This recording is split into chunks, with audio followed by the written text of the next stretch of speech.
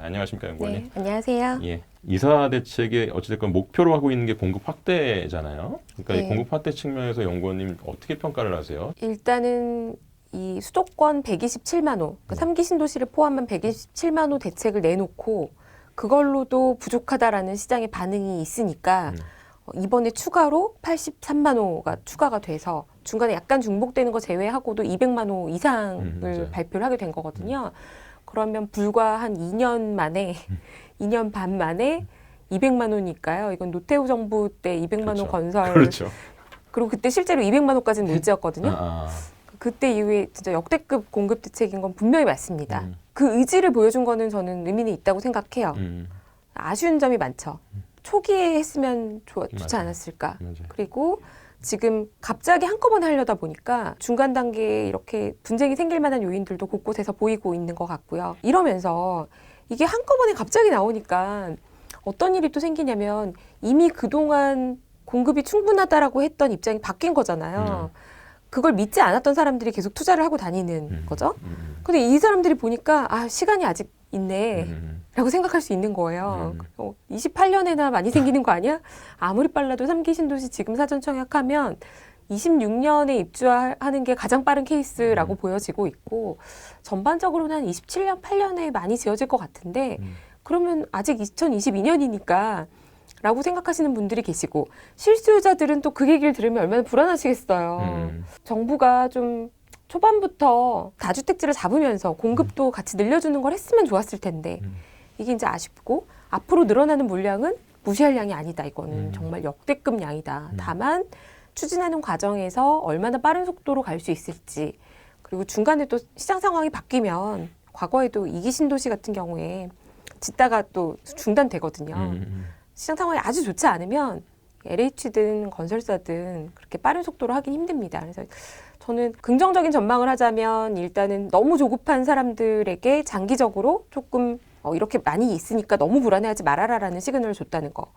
그리고 좀 걱정되는 부분은 이게 이제 시간이 걸리는 사업들이다 보니까 그 사이에 오히려 3기 신도시와 이렇게 신규 택지 지정이 되면서 발표되는 교통망 계획 때문에 아, 그렇죠. 신안산선이나 뭐 맞아요. 제2경인선 이런 철도망을 중심으로 또 한 번 뭔가 투자 바람이 불고 가는 게 아닐까라는 우려도 사실 좀 부동산 시장 네. 반응은 좀 어떤 걸로 파악하고 계세요?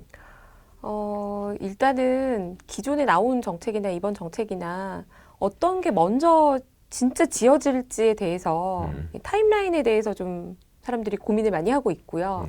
예를 들어서 이런 거죠. 실수요자 입장에서는 내가 거주하고 있는 지역에서 충분히 생활권 안에 있는 데서 이런 신도시들이 정말로 빠른 속도로 생긴다면 당연히 지금 투자하기보다는 집을 사기보다는 전세로 살면서 관망하시는 게 좋은 선택이죠. 그러다 보니까 이제 그런 지역, 광명 같은 경우도 당장 전세 가격이 더 올라갈 것이다. 주변에 살다가 광명에서 청약하려면 또 이주하셔야 되니까요. 하남에서 그런 현상이 벌어졌었죠? 네, 작년에. 맞습니다. 그래서 이런 신도시 발표하면 그 지역을 바라보면서 청약을 위해 지금 전세에 들어가시는 분들이 생기는 것 같고 그것이 전세 가격을 끌어올리는 효과를 불러오고 있고요. 또 한편으로는 투자자들 분들 같은 경우에는 이제 이 교통망 호재에 굉장히 민감하게 반응하고 있고 그리고 지금 이런 정책들 때문에 신도시가 뜨거워지면 뜨거워질수록 이런 데 관심이 높아지면 높아질수록 주변의 토지 가격이 상당히 많이 움직입니다. 이 택지지구 지정이 안 된 토지더라도 전반적으로 수도권의 땅값이 이 서울뿐만 아니라 수도권 전반적으로 다 많이 올라가고 있는 추세로 보여져요. 사실은 지금 뭐 시장에서는 전셋값이 단기간에 너무 많이 뛰어가지고 지금 이제 매물이 좀 쌓이면서 좀 안정까지는 아니더라도 조금 하락세로 가는 이런 상황이었는데 이게 또 불을 또 붙일 요인도 되는 것이죠. 그렇죠. 그러니까 안 그래도 전세가 부족하고 전세 구하기 힘든 와중에 기존에 살고 계신 분들이 2년 갱신권 쓰고 계시니까 새로 구하시는 분들 입장에서는 상당히 어렵지 않을까. 그래서 지금 시장은 제가 보기에도 불안 요인도 굉장히 많은 시장이에요. 그래서 이게 이대로 이 추세대로 계속 전세 가격도 폭등하고 매매 가격도 계속 폭등할 것이냐 어느 누구도 그렇게 강하게 얘기하시기는 어려울 거예요. 왜냐하면 올라온 속도가 빠르기 때문이죠. 그런데 그렇다고 해서 그러면 이런 공급 대책이 나왔으니까 시장이 바로 반응을 보여서 매매 가격 상승률이 딱 둔화돼서 더 이상 안 오르는 안정적인 국면으로 전환이 될 것이냐? 이것도 사실은 참 쉽지 않은 상황입니다. 왜냐하면 거래량은 분명히 올해 줄어들 거예요.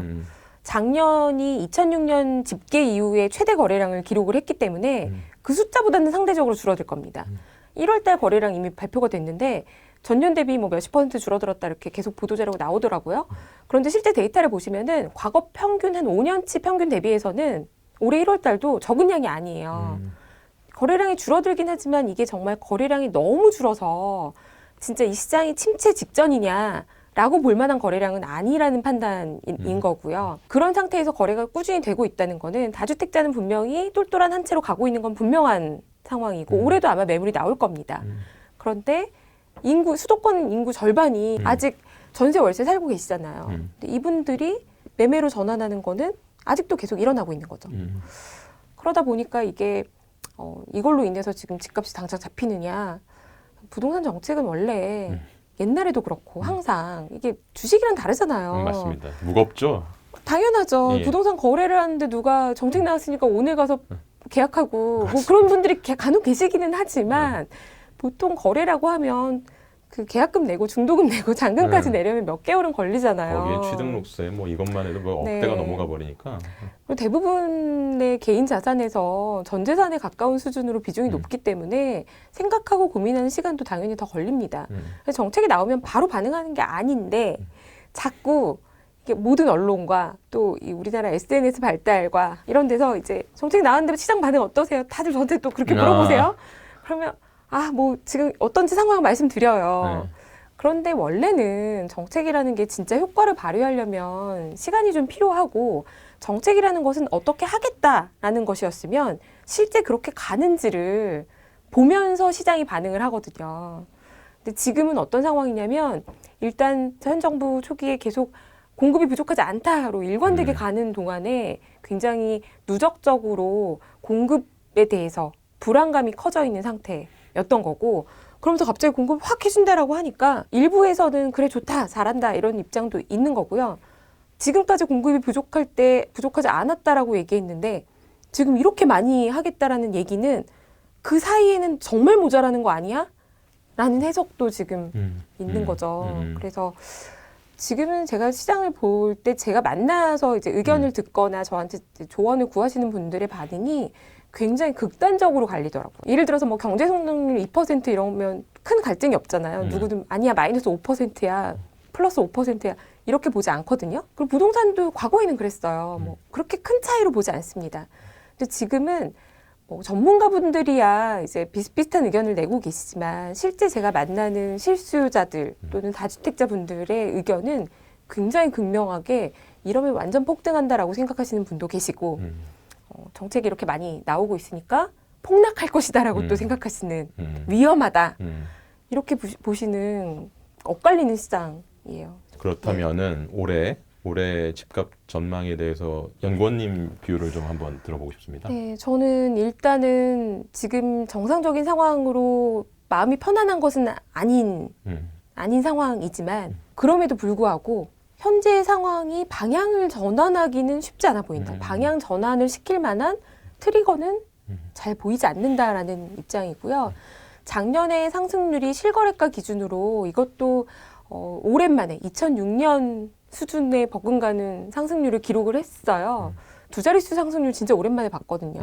근데 이제 올해 작년보다 더 오를 거냐 적게 오를 거냐에 대해서 일단 합리적인 추론을 하자면 상승률 자체는 좀 떨어지지 않을까. 두 자릿수 상승률을 2년 연속 기록한다는 거는 너무 어마무시하기 때문에 제가 그렇게 강세론자는 아니고요.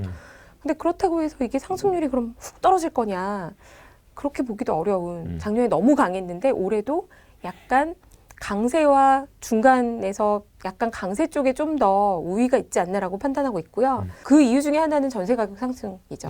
밑에서 이렇게 받쳐주니까. 계속 받쳐주면서 올라가고 있고 너무 올라가게 되면 결국에는 대출 받아서 집을 사야 되는 사람들이 생기고 있는 구간인 것 같습니다. 전국의 부동산을 놓고 가격을 안정화시킨다. 이게 그렇게 쉬운 일이 아닌 것 같아요. 왜냐하면 부동산은 쌀은 아니잖아요. 그러니까 무슨 얘기냐면 서울의 부동산과 강남의 부동산과 뭐 지방의 부동산은 애초에 수요가 다른 시장이죠. 물론 부동산은 땅이라는 것은 국가의 기본으로서 국가의 3요소잖아요. 그러니까 당연히 공공성을 갖고 있다는 부분은 인정을 하지만 그럼에도 불구하고 거기를 활용하고 있는 건물과 모여드는 그 경제권이라는 거는 또 일정 부분 사유를 인정해야만 할 수밖에 없는 시장 경제에서 그런 사유 재산이에요. 근데 이거를 전체적으로 다 같이 가격을 잡겠다라는 정책은 조금 목표 자체의 수정이 좀 필요한 게 아닌가. 왜냐하면 이러다 보니까 오히려 더 지금 현재 시장은 가격이 소위 말해서 등급이 매겨지고 있는 것 같아요. 그렇죠. 아파트가 워낙에 표준형 상품이기도 하다 보니까 더욱 심화된 건 있어요. 해외 같은 경우는 비교가 되게 어려운 이 집이랑 이 집이랑 왜 더 비싸지? 이렇게 보면 한참 봐야 되는 상품들이 많은 반면에 한국은 국민주택이라고 하죠. 뭐 그렇죠. 24평, 32평 뭐 근데 단지 동만 가지고 차이가 있다. 이런 표준형 상품을 가지고 자꾸 고가주택 규제, 어느 지역 규제 이런 식으로 가격대별로 규제를 여러 번 하다 보니까 오히려 시장의 반응은 이게 등급이 자꾸 매겨지는 느낌인 거죠. 그러면서 그걸 1주택씩 가지라고 하니까 정말 이렇게 인정하고 싶진 않지만 점점 더 어디 사니? 집이 자꾸 신분의 상징처럼 돼버리는 이런 정책이 저는 오히려 좀 부작용을 양산하고 있는 게 아닌가 이렇게 생각이 되고 이제라도 공공임대주택 많이 짓는 거는 저는 좋다라고 생각은 해요. 네, 그건 분명히 긍정적인데 그걸 굳이 꼭 비싼 땅에도 지어야 하는가. 소셜믹스가 긍정적인 부분도 있지만 100% 강제하기는 또 쉽지 않은 부분이기 때문에 강제하다 보면 사업이 지체가 되는 거죠. 그래서 좀 자연적으로 시장이 숨통이 좀 트였으면 좋겠다. 돈을 많이 번 재건축 같은 경우에는 세금을 부과할 수 있는데 그게 우리가 일반적인 과세 기준에 맞는 수준, 뭐 양도세 기준이라면 그렇죠. 사람들이 그렇게 다 안 하고 안 내지는 않을 것이다라는 생각도 저는 좀 있어서요. 전체적으로 부동산 정책의 방향이 우리 부동산 전체 가격을 잡자가 아니라 주거 복지를 해야 되는 대상과 좀 비싸도 뭐 돈이 많으신 분들이 거기 살겠다는데요. 뭐 그걸 우리가 꼭 규제해야 되나 저는 그런 생각을 좀 민간이 경쟁을 해서 좋아지는 것도 분명히 있거든요. 가격 대비 효용이 좋아지는 것도 있고 그리고 좋은 상품이 더 싸게 나올 수도 있기 때문에 이 영역을 조금 민간을 좀 열어주셨으면 좋겠다라는 바람이 좀 있습니다. 오늘 시간 내주셔서 감사합니다. 네, 감사합니다. 네, 고맙습니다. 네.